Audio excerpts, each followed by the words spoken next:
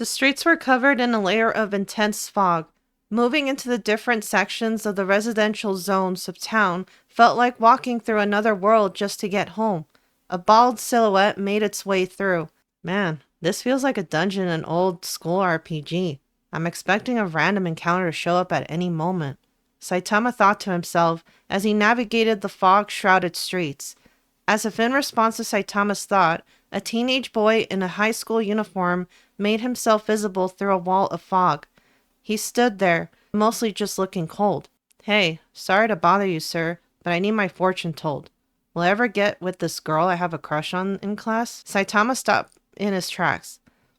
"Dude, were you just standing there the whole time waiting for someone to stop by?" "Well, yeah, that's how the crossroads fortune telling works." "Man, how long were you there?" The boy shrugged. "I don't know, like a while. My phone is kinda on low percent." "Dude, if you keep doing stuff like that, you have bigger problems. Girls don't like creepers, you know." "Just answer my question." "But why? You don't need some guy's good fortune to help you." "Huh? If you lack confidence, just lift, bro." The boy looked confused. "But the guys she likes are these idle pretty boy types, and you don't think they're in shape too?" "I guess. Besides, if you're doing something lame like this, you clearly are worrying too hard if she says no. So just lift. You'll feel a lot more confident when you realize, well, at least I know I could beat up the guys she likes in a fight." The boy's eyes widened, as if Saitama had just revealed some ancient wisdom. "You know, you bring up a good point. Thanks, big bro. You should, start up a podcast." As the two continued their conversation, discussing workout routines, a ghostly, shadowy presence stood behind a wall. He listened on and looked over Saitama. His form barely held together in the fog, like smoke trying to maintain a human shape. After a brief period, the apparition stepped back and disappeared into the fog, leaving no trace of its presence. "Everyone is busy gawking at the two new students. I'm glad Mr. Tanaka told the new guy transferred to introduce himself some more so the gawking would calm down." The new transfer student stood in front of the chalkboard. He seemed rather reserved, not exactly brimming with energy. "Like I said before, I'm Fukada Ryusuke. I was born here in town, but I had to transfer out when I was way younger due to circumstances. My favorite subject, I guess, would be English. I'm really into horror movies. I just think the work they put into making something look scary is cool." It seems like Hanako liked that statement. She had her head down, but she sat up straight and joined in with the others gawking at him. It must have been that horror movie comment. I know that look. She gets it whenever someone mentions the genre she's obsessed with. "And next up is..." Mr. Tanaka gestured towards the other transfer student. The long-haired beauty took Ryusuke's place in front of the class. When she moved, it was like watching a model on a runway. "Tomie Kawakami. I'm completely new here, so I love to be shown around so I can fit in better." Her voice had this quality to it, sweet but also somehow commanding. In the back row of class, Satoshi spoke up. "Anytime, me and the boys would love to take you to the few fun spots in town." Following up, Satoshi were scattered. Yeps, and one guy saying, "Gotta try this new restaurant in town." Satori stared daggers into Tomie. "I guess she's jealous?" Tomie giggled, and I could see the boys in class perk up. "I'm glad this class seems nice. My favorite subject is, I don't know, I guess art. I'm really into fashion and eating out." Mr. Tanaka, looking tired as he usually does in the morning, ended the introductions with a comment. "Well, treat them nice, class. I had to do all the administrative duties for their transfers after all." Afterwards, class went on as normal, though at the first free moment, both transfer students had their desks swamped with classmates introducing themselves. It was like watching chickens swarm the feeding tray. Hanako had her head on her palm, staring at Ryusuke. She wasn't even trying to hide it anymore. I went up to her. "Why not introduce yourself too, Hanako?" "Huh? Why would I do that?" "You're totally into him. I noticed ever since he mentioned his horror movie hobby." Hanako's face turned red. Well, it'd be nice to have someone besides you to talk to about him. Satori turned around in her seat. Huh, like he'd have any interest in a plain, nerdy chick. Hanako stayed quiet, but that was too out of line. I felt my blood pressure rise. You're just mad that Satoshi started to flirt with the new girl instead of you. Hanako isn't ugly, and she even has something to talk about with him, unlike you. Oh, shut up, you dumb. Satoshi's voice cut through the classroom. Really, Tomie? You'd go out with me? Sweet. My dad knows the new restaurant's owner. You'll get the best they have to offer. Satori's fist banged on the desk hard enough to make people jump. You know what? I'm gonna ask out Ryusuke. I'll go get a good crossroad fortune, and I'll show you nerds. Satori stood up and left the class during her outburst. I guess she really believes that new trend the school is into works. Sounds dumb to me. Just because it's foggy out there doesn't make the first person you see's fortune for you more magical or something. All I did was mention it was nice to see someone have the same hobby, Hanako said quietly. Yeah, I guess she has a history with Satoshi. Well, I'm glad she hasn't changed much since that. Hanako finished the sentence for me. Trip. Yeah, that's for sure. We both went quiet after that. Neither of us wanted to talk about Amegara Fault. Neither of us wanted to remember Miss Sugimoto's screams. At the foggy crossroads, Satori wandered and thought to herself, so, the first person you see while walking. The fog is so thick. It's a little spooky. Well, whatever. My friend said this stuff works. Satoshi ain't that hot anyway. Satori navigated through the walled, foggy streets. She chose to walk to a nearby convenience store, but the destination was arbitrary. It was all about getting a good fortune. The fog made everything look unfamiliar, even streets she walked down 100 times before, and soon, Satori heard footsteps. She looked towards the direction they were coming from, and out from the fog emerged a thin woman. She had long hair and looked relatively normal aside from the bags under her bloodshot eyes.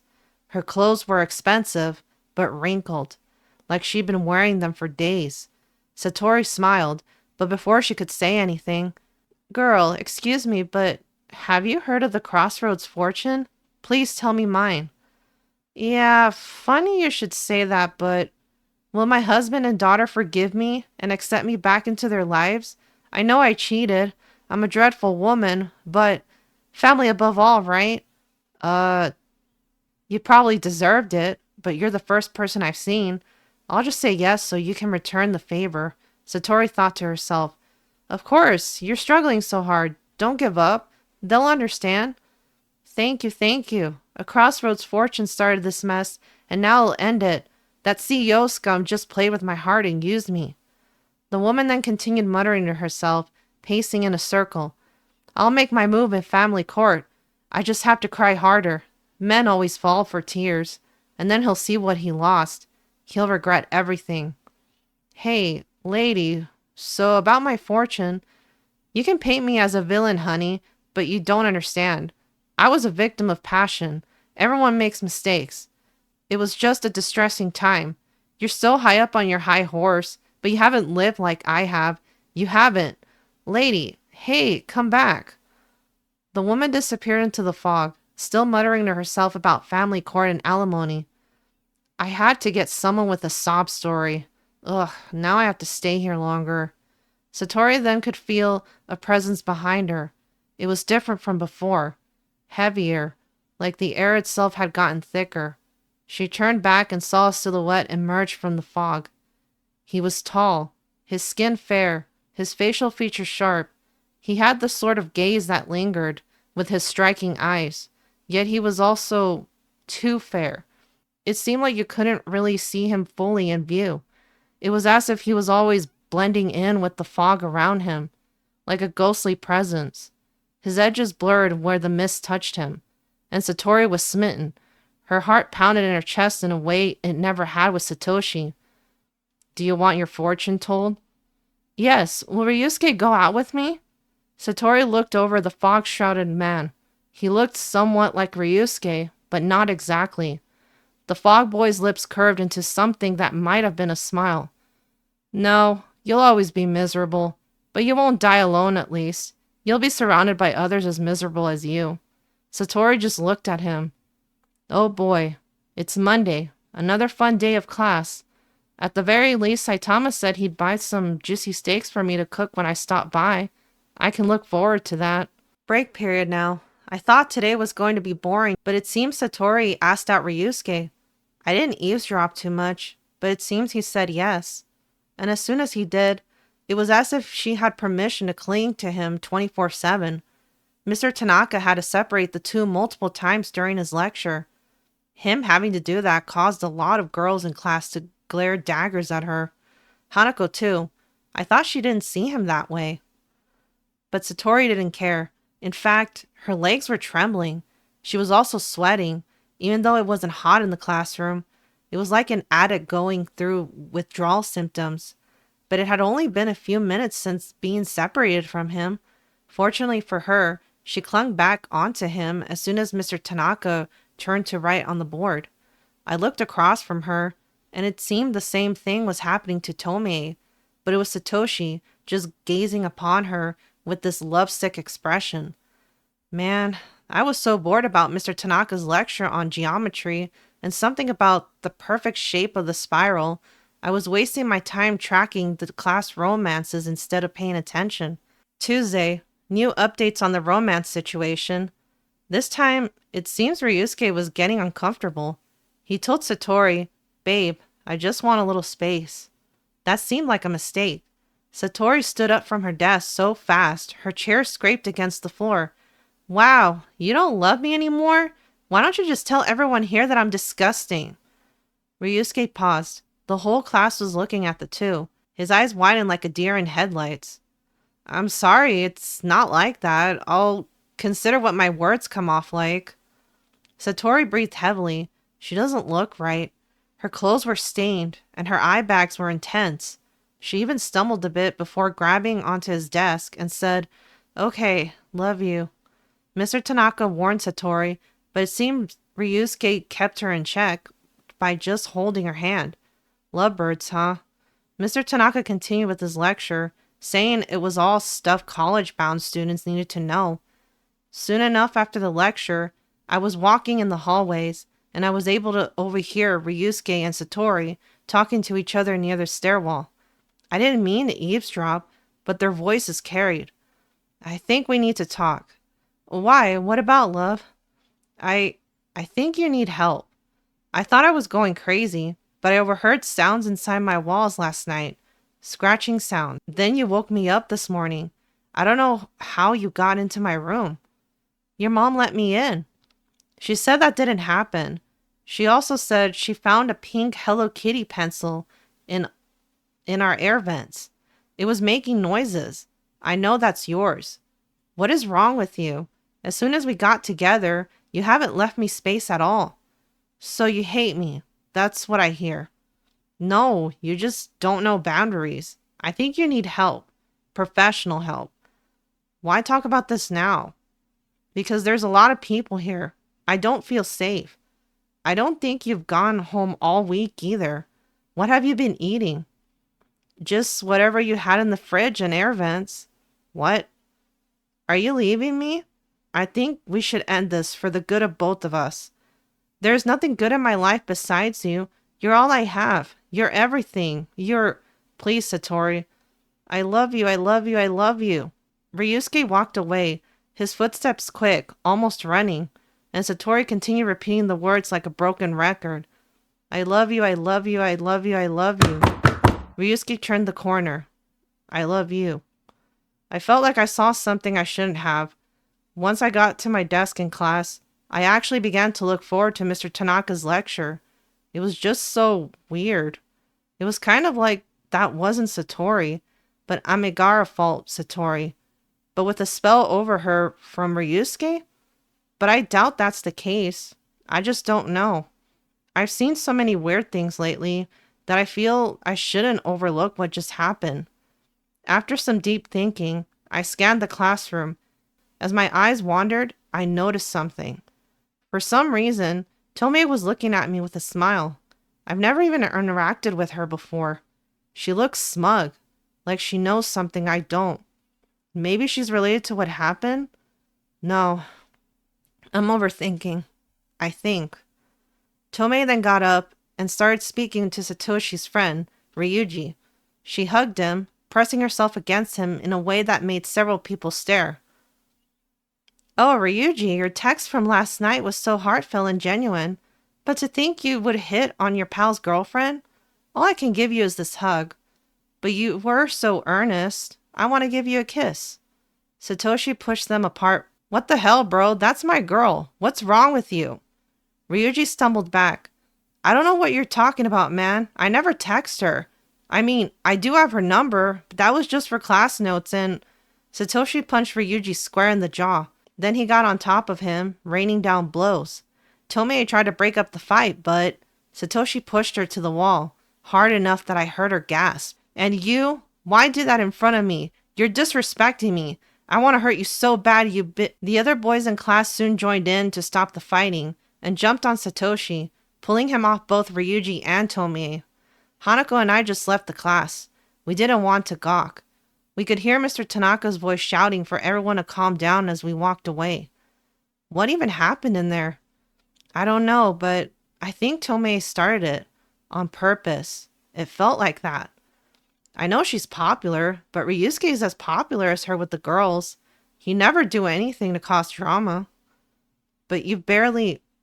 Soon Ryusuke would walk right past us into the classroom with a few teachers trailing behind him. Oh, Ryusuke, he's such a good guy, Hanako said. Afterwards, she whispered to herself, maybe I should do that crossroads fortune myself. Wednesday morning. I had a weird feeling coming into class today, but all the dramatic relationship climaxes should be over, right? The whole Satori and Tomei situation was wild. I've never really been in a relationship before. Maybe feelings can get that intense? But then again, in both cases, those relationships lasted like a day or two. Mr. Tanaka began the morning announcements. He didn't look cheerful at all. His usual tired expression had been replaced with something grimmer. As some of you may have heard, there are police on campus. They may ask you questions. If any of you wish to speak with the counselor, there is... Ryuji interrupted. I don't think Satoshi murdered Tomie. And just like that, the class erupted in discussion. Voices overlapping, people standing up from their desks. A female student interjected. Hey, Satori's desk is empty too. And so too are the twins. Yeah, I have to add that. She and the Takeda twins have gone missing. If any of you have any... The entire class looked to Ryusuke. The weight of their stares was almost physical. A girl in class spoke out loud. That weirdo showed up, and a few days later, 3 girls go missing, and 1 turns up dead. Someone has got to tell the police about this. Hanako uncharacteristically stood up from her desk to defend Ryusuke, her chair scraping loudly. Ryusuke had nothing to do with Tomei, and that's not true. I was with Ryusuke yesterday. I stood at the crosswalk all day with him. Ryusuke's face when Hanako mentioned that turned grim, as if he realized something he'd been hiding. His eyes went wide for just a moment. Hanako played defense for Ryusuke, and after yelling at classmates, got them to stand down with, the police would find something if he did it, and my time with him proves him innocent. After class, I had to ask about Hanako's time with Ryusuke. None of this feels right. It must be an extension of the town's curse. Maybe Ryusuke was sent by it. I don't trust him. Hanako, did you really spend time with Ryusuke all day yesterday? Yes. She looked away from me. He did seem a lot more tall, dark, and handsome. He told me to ask for a crossroad fortune, but I told him it didn't count if he was there. I didn't want to tell him I had feelings for him, so I gushed about all my hobbies, my family problems, and by the time I was done, I walked away, and the sun was down. I responded with, Are you going to do that fortune thing today? Yes, Hanako smiled. Do you want to come with? Let's walk home together. Sure. I agreed. It seems all the missing girls did the fortune thing. Satori, that wasn't really her. I just want to see how exactly a fortune is done. Hanako and I met at the front entrance of the school. We then entered the fog-layered streets. Hanako asked, "So, why do you walk this route home? Through the docks and onto Main Street. Less people, better places to get snacks." "Yeah, but it takes longer. I also visit this friend's home. I just make food for him and occasionally clean up his home." Hanako stood in place. "Him?" I turn around. "Yeah, but it's not how you... Satori?" I turned again, and we saw what looked like Satori. It was her hair and familiar clothing. Both of us got closer to her. "Satori, is that you?" Satori revealed her face. Her eyes were sunken in. The gums of her mouth were bleeding. There were self-inflicted scars all over her face, and her fingernails were sharp. Tell me. Well, Ryusuke loves me again, even if I'm like this?" Satori bemoaned. I slowly stepped back. Hanako chose to run. As I considered following her, I saw her enter deeper into the fog. The direction she was headed, I could see 2 female silhouettes. "Hanako, there's 2 others there. Maybe they can help us." I could see Hanako's silhouette. She ran towards the 2 girls, and I could see those 2 jump and tackle her down. I screamed, "Emmy, will he?" I don't know," was what I managed to shout. "That's not an answer." "Sure." Satori smiled, saliva and blood falling down her lips. From behind her emerged a ghostly figure that looked like Ryusuke, but he was so attractive, my worries went away. He placed a hand on Satori's shoulder. "You remember what I said, right? You're going to die instead, surrounded by those as miserable as you." Satori put her head down, tears flowing onto the concrete street. The boy looked towards me with his beautiful eyes. I was getting lost in them. I felt compelled to ask him for a fortune. My lips quivered as I let out, "Will..." Saitama ran into view. The fog disappeared from the sheer force that came from what Saitama would call a light jog. Saitama, his arms crossed, looked at the boy. "Will you stop being mean to that girl? Sure, she might not win a beauty contest, but even she's someone's type." The boy was dumbfounded. He completely ignored the question Saitama asked. He looked around nervously. "Fog? How?" "That fog is the manifestation of the pressure absorption takes place." "Stop. I know whatever you're gonna be saying next will exceed 20 words. Keep it short." Saitama interrupted. I'm fading. Like the smoke emitted from a bonfire that had water poured over it, the boy and Satori petered away. "Let me go. Please don't pull me apart. Let go of my limbs." Hanako had her eyes closed and squirmed around. The 2 mist girls who presumably were attempting to pull her limbs off had disappeared. You're okay now," Saitama said. I was too stumped with what happened in the past minute to say anything. Hanako responded with, "Eh?" Hanako looked around and realized what Saitama said was true. She stood up. "You're right, thanks." She attempted to wipe the dust off her skirt and midway began screaming again. "Zombie!" She pointed behind me and Saitama. Saitama and I looked and saw... "Aren't you supposed to be dead, Tomie? The police said your body was being examined at the coroner's." I couldn't believe it, but she was right. That was Tomie. She looked different, even a bit older, but that was Tomie. Saitama scratched his chin. "Doesn't look like a zombie to me." Tomie, who had a look of disappointment on her face, uncrossed her arms. She looked at Saitama, her arms now behind her back, positioned in a way to puff up her chest and pose in a cutesy manner. "You're right. Not only are you so strong, but you're smart too." She smiled at Saitama. Saitama's facial expression looked indifferent, but after Tomie grinned at him, his head began to shake, as if someone raised the vibration setting to max. "Saitama, what did you do to him?" Tomie laughed at my panicked question. "So that's his name. So, is he your superhero boyfriend or something?" Hanako asked. "He stopped the fog and those monsters, right? We have to figure out what's wrong with your boyfriend, Emmy."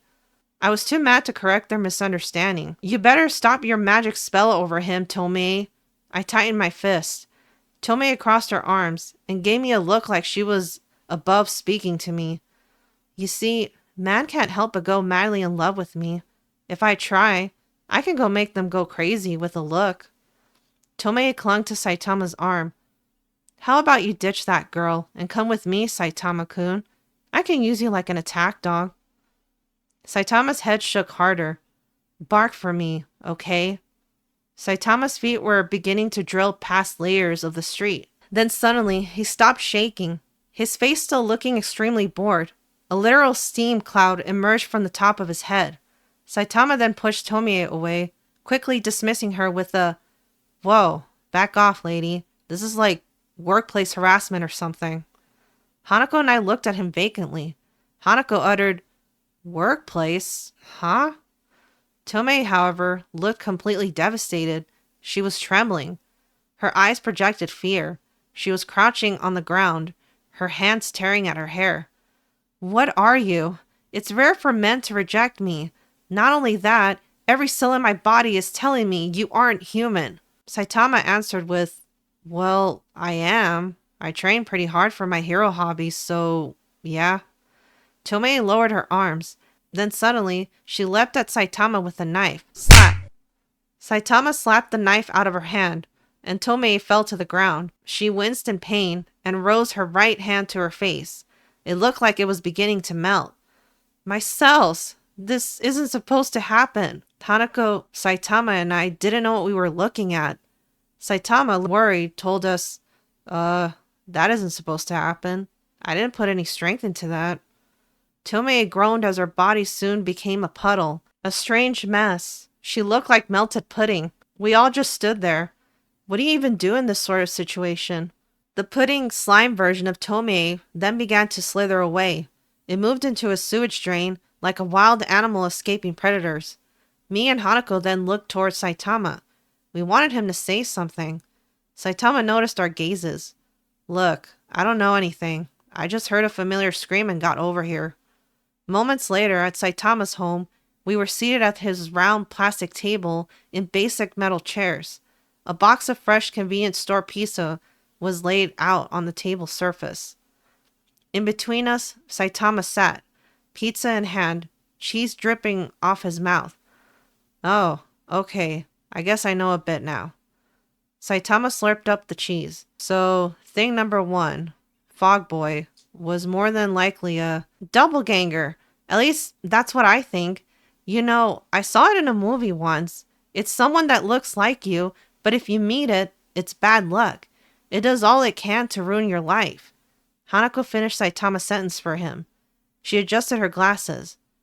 "And I guess doppelganger turned Ryusuke's girlfriends in zombie fog women. Sad to say, I don't think any of them are coming back." I added, "I think once they did the fortune, they became twisted versions of themselves." Saitama placed his fist on his open palm. "I got it now. Doppelganger turned girls into mist zombies using fog magic. And, Tomie, was his partner? Or just an observer? Or maybe she was like an elite fog creature, but with like that regenerating one that doesn't need fog.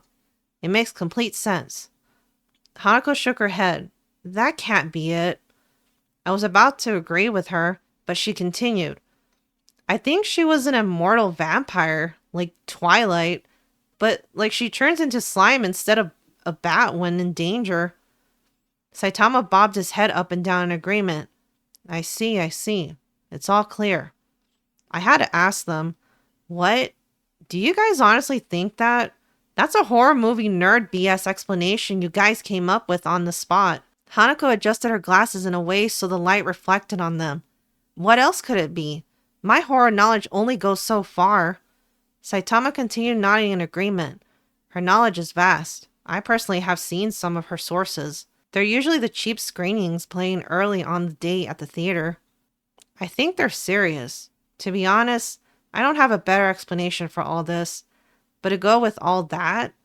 Hanako then placed her hands on the table loudly. "On to another important matter. What's going on between the two of you?" I blushed. "Oh, right. I told her I always walk by here. It does look like a certain way. I better say something. Saitama said something instead. Oh, not much. She just makes lunch for me, cleans the messes occasionally. Sometimes I joke that she should wear a maid outfit if she insisted on doing all that. He's making it look a certain way. I had to correct him. Hanako, I know what you're thinking, but... Bang! Saitama's walls were soon covered in bullet holes. As we were being shot at, Saitama took the initiative to leap and push us down onto the floor, his body shielding us from the bullets. Hanako screamed. It's fine, Hanako, I told her. How is it fine? She anxiously said. If it's Saitama, we're fine. Those bullets won't hurt him. Once the volley of gunshots ended, Saitama stood up and examined us. See, Hanako? Not a scratch on him. He's invincible. Saitama then lifted up his cape. Ah, man. I just got this tailored. Someone is going to pay for this. I had to browse so many online review sections to get a good tailor. Saitama turned to his front door, shaking his fist. In response, what sounded like someone speaking through a megaphone began barking orders at us. We have you surrounded. The one known as Saitama. You are wanted for harming Our Lady Tomie. All three of us looked out of the destroyed, broken windows. We saw Tomie cling onto what looked like the police jeep holding onto a megaphone. Tomie smiled. What happened earlier was clearly a fluke. Saitama, look at me. Saitama looked through the window, took in the sight of Tomie. Her iris looked like it was spinning. Saitama's head began to tremble slightly. Then he turned away. Not this again. Get out of my head. I gotta visualize a hamster running on a wheel to drown out the thoughts she's trying to plant in there. He opened his bullet-ridden door and stepped out. The police began yet another volley. The bullets simply ricocheted wherever they made contact with Saitama. Saitama scratched his chin, as if this was just an inconvenient nuisance. He slowly walked over to Tomie as the police continued their assault. Once he got close to Tomie, apprehend him. He may be invincible to bullets, but if we overwhelm him, maybe... Saitama furrowed his thin eyebrows. He looked at them, slightly perturbed. To the officers, the slight turn of his brow quickly brought an image of a vicious, angry Oni. Saitama's thin eyebrows might as well have been the eyebrows of a demon. All they needed to see was him casually reflect bullets to hallucinate him as a monster of war. The officers soon lost morale completely and ran away. Tomie yelled at them as they escaped. You're all useless! Useless! Are all men useless? Saitama, still close to Tomie, asked her a question. So, are you a vampire slime girl hybrid? Or just like a vampire that turns into a slime instead of a bat? Tomie looked at him as if she was insulted. Why won't you listen to what I say? Is that woman so much better than me? Does the sight of her break any hold I'd have on you? Saitama shrugged. I don't know what you mean, but you're just kind of creepy. You don't know what personal space is, and you laugh like you're some soap opera heroine or something. Tomie had a vicious look on her face. She picked up a pistol that was laying around, and as soon as she did, slap! Saitama then turned to me and Hanako, who were watching from the window. Get a jar or anything that can hold liquid, he ordered us. Me and Hanako quickly went to his kitchen. Jars? Don't tell us to look for a jar if you don't have any. Hanako complained. Hurry, she's doing the pudding thing again. I'm trying to keep her together. She's all gooey. I then saw something that could work. Good enough, I said. Moments later, we finished applying duct tape on the plastic cover of the McDonald's cup. It's a good thing you're so lazy about taking out your trash. Only in this case, though, you always give me more work. I scolded Saitama as I applied the final layer of tape. Saitama took the commemorative Pokemon McDonald's cup. Hey, this one I left laying around for a reason. Sure, it's cheaply made like other fast food cups, but it might increase in value. Hanako added, You two seem too used to this kind of thing. Will that cup really hold? I think she's trying to escape and reform herself. Saitama shook the cup. It should. Guess I'll put it in the freezer or something. That'll stop the leaking she's trying to do. I opened the fridge door, and he placed the cup in the freezer. I closed the fridge door, and even pushed on it afterwards to make sure. In a sense, we were sealing away a monster. I felt like the extra effort was needed. Hanako commented afterwards, I really wonder if this is okay. Saitama assured her, it'll be fine. Hanako responded with, well, I haven't dealt with a vampire slime girl before, or heard of one, so who knows? I corrected her with, vampire succubus slime girl. This ended in us debating over what she was, until it was time for me and Hanako to go home. Later that night, Saitama's refrigerator hummed in the darkness of the night. Soon it began to shake violently. The freezer door soon opened, as a McDonald's cup tackled through. Through the small gaps of tape left on the cover, ooze flowed out. Soon, the ooze would reassemble into clump on the nearby sink. The sentient ooze managed to unlock the window and slither out of Saitama's home. As the full moon shined its brightest, a set of dual wooden doors opened. The bit of ooze that had reached up to unlock the door slithered back down, rejoining the larger mass. Tomie, now a head on a slime body, began to cry. Father, it was unfair. That guy you told me to watch over turned me into this. He also ended that dumb fog you were paying attention to instead of me. Across from Tomie, deeper in what looked like the study of someone wealthy, was a man looking over test tubes. His legs were crossed, his hands firmly on strange science equipment laid across his desk. From his leather chair, he answered Tomie. Fascinating. He can even hurt primordial beings such as Tomie. He soon placed his hands on his desk and stood up. I suppose the next phase is necessary, was what Mr. Tanaka told the creature known as Tomie. Well, that got a bit chaotic at the end. I bet none of you saw it coming that Mr. Tanaka, a very boring teacher, was about to be important.